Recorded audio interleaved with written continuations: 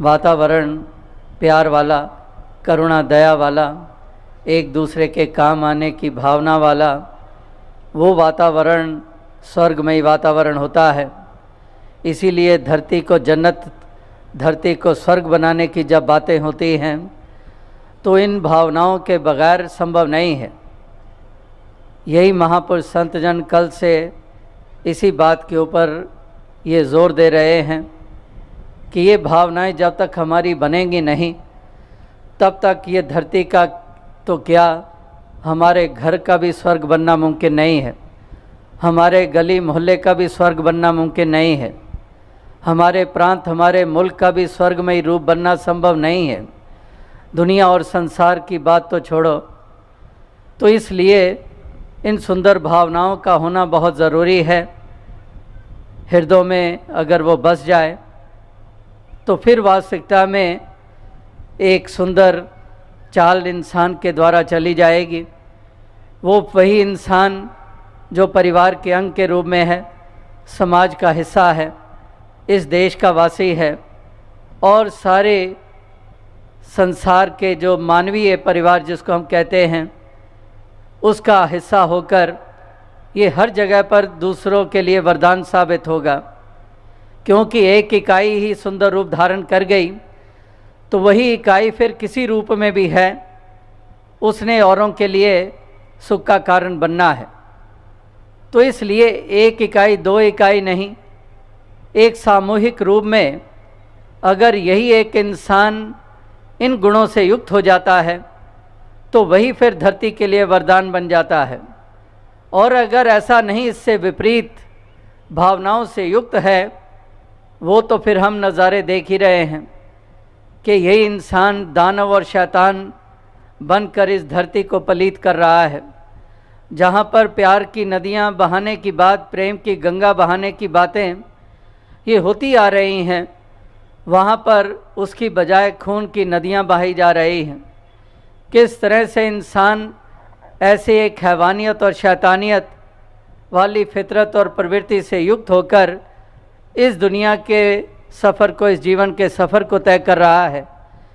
तो आज भी महापुरुष संत जनों ने यही एक संदेश मुख्य रूप में दिया, इस मानव को, इंसान को समक्ष रखकर कि हे इंसान, ये जीवन का सफ़र तय हो रहा है। मालिक ने तुझे जन्म दिया, इंसानी योनि में जन्म दिया, किसी सांप की योनि में नहीं दिया, किसी गधे घोड़े की योनि में जन्म नहीं दिया। मालिक ने तुम्हें जन्म दिया इंसानी योनि में, जो सबसे श्रेष्ठ योनि मानी जाती है कि अवर जोन तेरी पनहारी, इस धरती पर तेरी सिकदारी, कि अन्य योनियाँ तेरा पानी भरने वाली हैं, इस धरती पर तेरी सिकदारी। तो ऐसे अमोलक जन्म को तूने पाया है, इसमें मालिक ने तुझे भेजा है, इंसान के घर तुझे जन्म दिया है, एक मानव का रूप तुझे दिया है, जिसके कारण ये कहा गया कि बड़े भाग्य मानुष तन पावा, सुरदुर्लभ सदगंत ही गावा, कि ये बड़े भाग्य की बात है कि तुझे ये मनुष्य जन्म मिला है। इससे ऊंचे भाग्य और क्या होंगे। 84 लाख योनियाँ हैं धर्म ग्रंथों में जिसका जिक्र है। अगर 84 लाख योनि कोई नहीं भी माने, अक्सर कह देते हैं, दिमागी खेल खेले जाते हैं, कितने तर्क वितर्क सामने रखे जाते हैं और कह देते हैं कि गिने हैं 84 लाख योनियाँ जो बयान किए जा रहे हैं। तो अगर 84 लाख योनियाँ ना भी मानो, फिर भी कितने कितने तुम्हारे सामने योनियाँ आई हैं।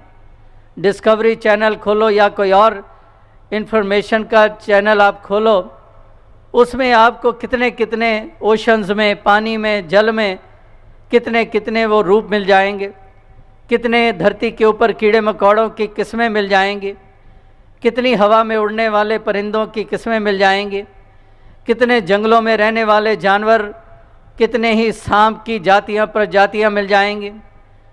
तो इस तरह से अगर देखें, कितने कितने लाखों ही संख्या में अलग अलग योनियाँ हमारे सामने हैं। लेकिन जब इंसानी योनि की बात आती है तो केवल और केवल एक, दो भी नहीं, तीन भी नहीं, 10 भी नहीं, 50 भी नहीं, और दूसरी तरफ लाखों की योनियाँ जो इंसानी योनियों से हटके है। तो अगर यही इंसानी योनि में जन्म मालिक ने दे दिया तो फिर इससे ऊंचे भाग्य और क्या होंगे। तो बड़े भाग्य मानुष तन पावा, सुर दुर्लभ सदगंत ही गावा, कि तमाम वेद शास्त्र धर्म ग्रंथ पुकार कर कह रहे हैं कि मनुष्य जन्म तुझे मिला, बड़े भाग्य की बात है। और भाग्य की बात किस लिए? क्या तुझे दिमाग मिला है इसलिए? क्या तुझे 4 टांगों की बजाय 2 पांव मिले हैं इसलिए? तेरी शक्लो सूरत सुंदर है इसलिए? नहीं, बड़े भाग्य मानुष तन पावा का मतलब इस संदर्भ में है कि जो मालिक ने तुझे ये अवसर दे दिया है, ये मौका दे दिया है कि तू अपने आप की पहचान कर सकता है, तू अपने मालिक की पहचान कर सकता है। ये सुनहरी अवसर के रूप में देखा गया है। इसीलिए वो भी कहावतें आपके सामने हैं जो बचपन से हम सुनते आ रहे हैं कि हीरे जैसा जन्म है कौड़ी बदले जाए, कि जन्म जो तुझे मिला है ये हीरे जैसा जन्म है। लेकिन अगर हीरे जैसा जन्म पाया और इसकी कदर ना की तो फिर यही कौड़ी मोल इसका पड़ता है।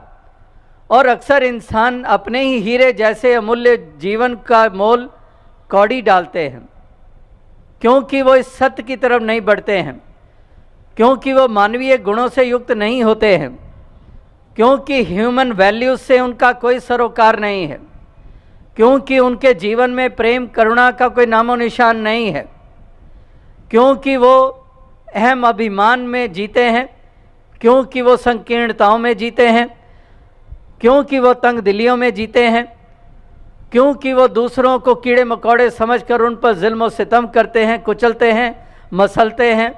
धर्म का नाम लेकर, मज़हब का नाम लेकर, जाति का नाम लेकर, भाषा का नाम लेकर, या थोड़े से सिक्कों के लिए, थोड़ी सी जायदाद के लिए अपने ही भाई की जान लेने पे उतारू। पिता जिसने पाला पोसा है उसकी वसीयत किसी और तरफ ना मुड़ जाए, उसकी उससे पहले जान ही ले लो। तो इस तरह से इंसान में ऐसी वो फितरतें जाग चुकी हैं जिसके कारण उसने अपने ही जन्म का मोल कौड़ी डाला है, किसी दूसरे ने नहीं, खुद डाला है। क्योंकि खुद नहीं जागा, क्योंकि खुद नहीं संभला, क्योंकि खुद वो मानवीय चाल को नहीं अपनाया, तो फिर किसी और ने थोड़ी, तूने खुद ही अपनी इस अमोलक जन्म का मोल कौड़ी डाला है। क्योंकि केवल और केवल दुनिया और दुनियादारी तक तूने अपने इस सफ़र को सीमित रखा है, इससे आगे नहीं निकला है। तो इसलिए महापुरुष संतों के हमेशा से ये वचन आते रहे हैं कि इंसान इस जन्म को पाया है तो यह एहसास करके मूल्यवान है। पौड़ी छिटकी हाथ ना आए, मनमुख अहला जन्म गवाए, कि ये मनमुख मत बन, अज्ञानी मत बन, एक जागरूकता को प्राप्त कर ले। जाग जा, उठ जाग मुसाफिर भोर भई, कि उठ जाग जा, रात्रि नहीं है, सुबह का वक्त है। इंसानी जन्म पाना यानी कि सुबह का वक्त है। उठ जाग मुसाफिर भोर भई, अब रैन कहाँ जो सोवत है। ये सोने का वक्त नहीं है, अब तुझे इंसानी जन्म मिल चुका है, ये भोर हो चुकी है, ये सवेरा हो चुका है। अब तू आंखें